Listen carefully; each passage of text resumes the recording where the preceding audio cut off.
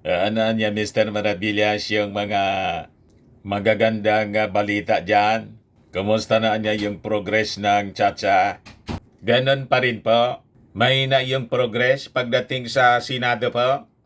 Sa House of Representatives, aggressive sila, mga kababayan, na maipasa agad-agad para umabot doon sa timeline na Senate po nila.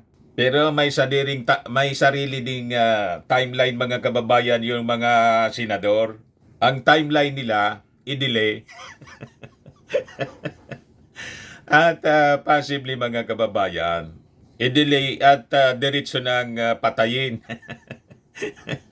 yung charter change. Hindi man talaga po sila interesado.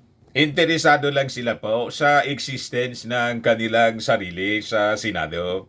Hindi po sa pag-amyenda ng ating konstitusyon as our president would want to push para tuloy-tuloy po ang pag-unlad ng bagong Pilipinas. Ayan po. Sabi rito sa balita, spot the difference. House members comment on Romualdez Soberis leadership styles. May relasyon po itong usapang ito, mga kababayan, kung paano pinatatakbo yung House of Representatives sa leadership po, pangunguna ni Speaker Martin Romualdez. At saka, paano naman po, may comparison tuloy po, kung paano naman po pinatatakbo ng Senate President yung Senado.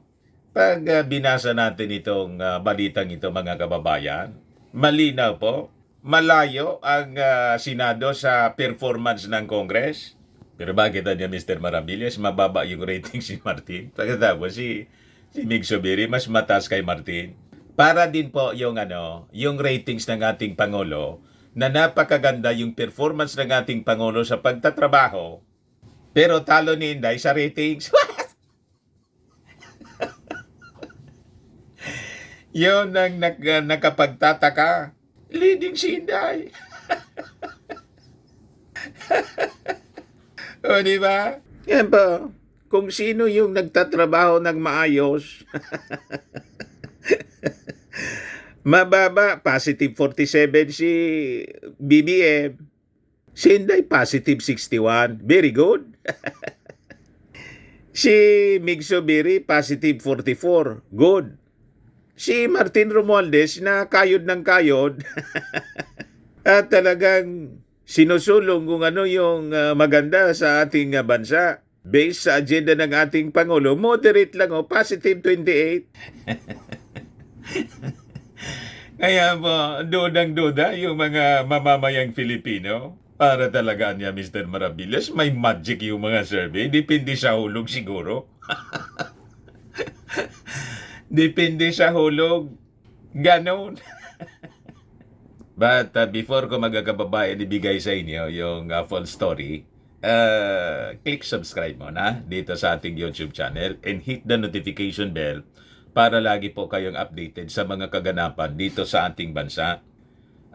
Wag na rin po ninyo na skip yung ating mga commercial ads para tuloy-tuloy lang ang pag-unlad ng bagong Pilipinas. Like and share na rin po ninyo.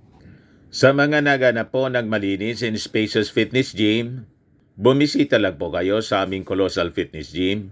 We also offer Grab car rental with our brand new 2023 model ng Toyota Innova.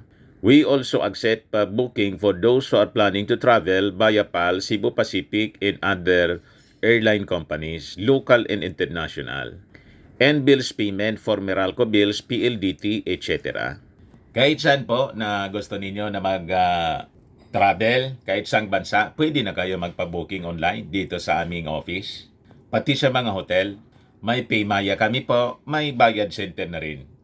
Ang Colossal Fitness Gym is located at 3rd floor Security Bank Building, Lanco Business Park, Legazpi City, Albay. For inquiries, look for Gilon Maravillas, contact number 0966-802-0949. Ito po yung aming Innova. Lagi na pong matao sa amin. Na-set up na rin yung aming mga bagong gym equipments. May treadmill na rin po kami. Ito yung bago naming product na binibenta, Eye Glow Serum made from South Korea. Whitening po siya. Tingnan ninyo yung aking anak. Before and now. Negosyo siya ng aking anak na architect, entrepreneuris Maravillas. Contact niyo na lang po siya sa FB para sa inyong mga inquiries. Ito naman po, Firmax Firming and Lifting Cream. Sa mukha naman yung application. Antay. Ay, kuwan po pala ito, hindi yung Firmax po. Pahid-pahid sa mga pulses in affected area. Mainam po sa mga paninigas na mga kaso-kasuan, pati mga pains. Ito pala yung sa mukha na nalito ako. Automax Radiant Serum. Pahid-pahid lang po sa mukha. Anti-aging po siya. You will look 10 years younger than your age. Ito naman po, Ningxia Red Mix Fruit Drink. Sa mga cancer patients po, mainam po ito. Hindi man siya gamot, food supplement siya. Kaya lang, gawa siya sa goji berry. Yung goji berry may anti-cancer properties. Yung mga inquiries ninyo, dumiretso na lang kayo sa aming messenger sa Facebook para masagot namin agad. Ayos pa? Ayos na ayos niya, Mr. Maravillas. So, balikan natin itong ating kwento.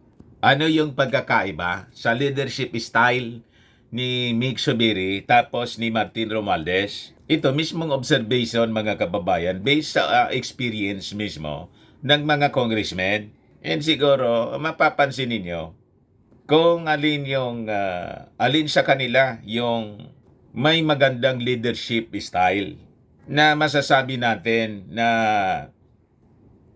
promising leader talaga na kayang mag-deliver po ng serbisyo. Yun ang kailangan nating leader sa ating bansa. Serbisyo para sa ating mga mamamayang Filipino. Sabi nga po, ang kailangan nating leader ay yung leader who knows how to get things done.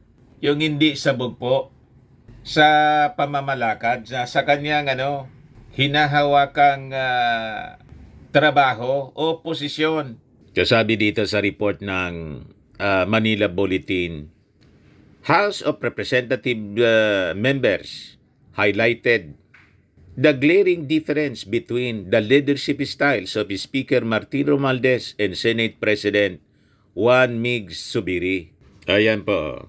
Romualdez leads the 300-plus strong House while Zubiri leads the 24-member Senate. Kita ninyo, napakaraming tao yung pinangungunahan po, nililid po ni Martin Romualdez. Pero si Mig Zubiri po, hindi maayos yung pamamalakad sa Senado. Iba 24 lang sila. Di ba? Tawag dito niyan sa amin, namaransiwal. Hindi marindahan yung mga senador po. Kung yung 24 senators hindi mo marindahan, ano pa yung buong bansa? So, walang quality si Mig Zubiri na umangat pa. Di ba? Hindi pang presidente po yung kanyang leadership style.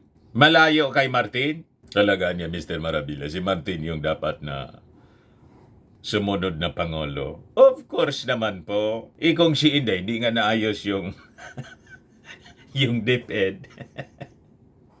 Ang achievement ni Inday ngayon, latest achievement po, yung paglagay ng duck hair clip.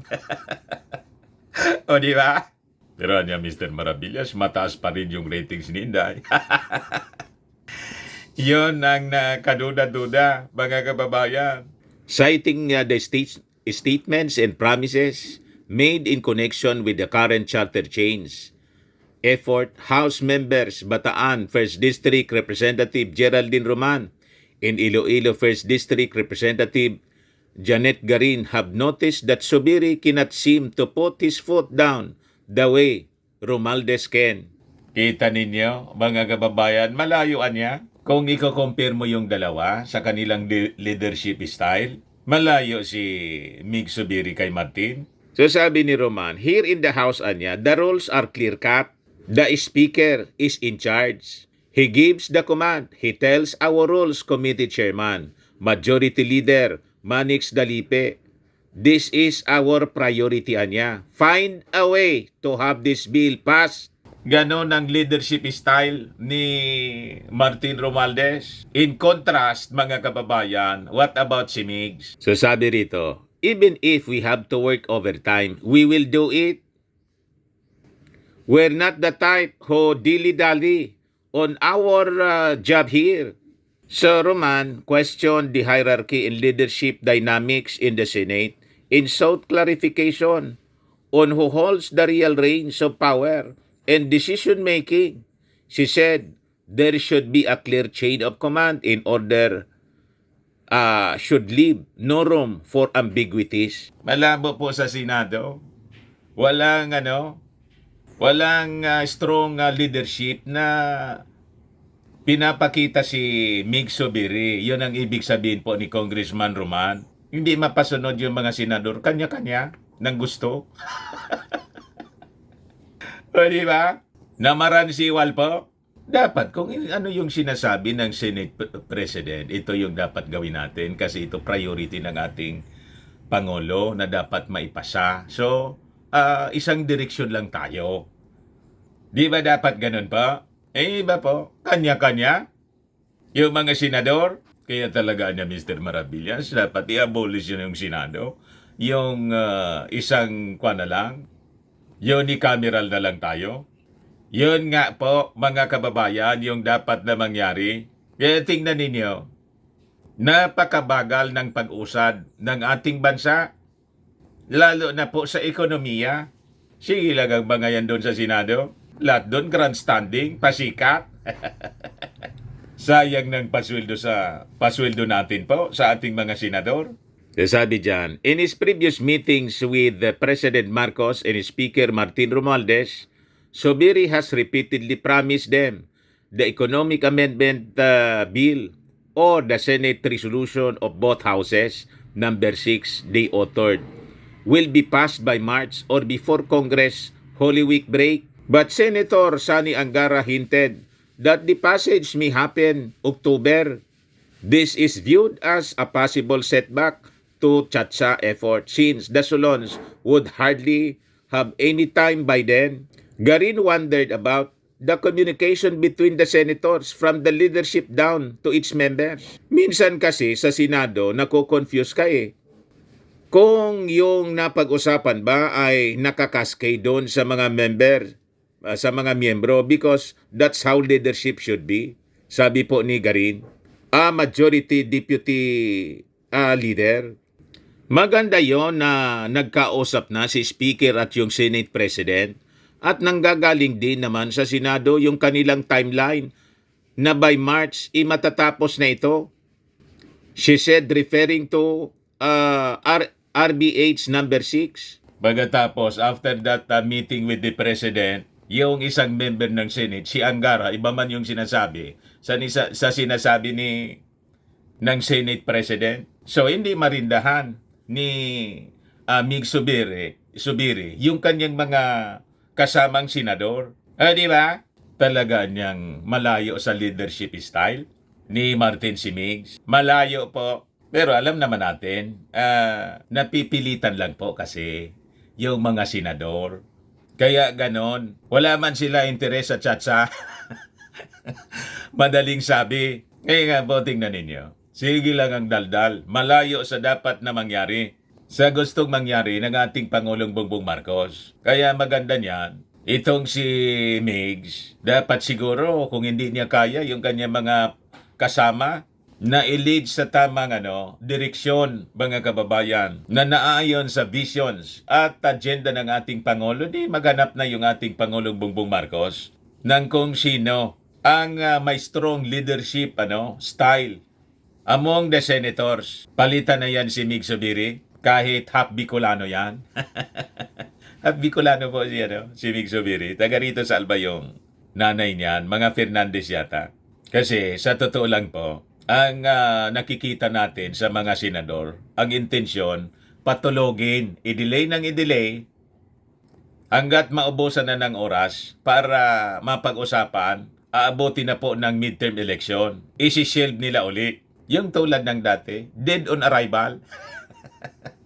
Kaya naiinis po yung ating mga congressmen. Ayun man lang po mga kababayan, ako po si Dante Maravillas. Bye-bye po. God bless.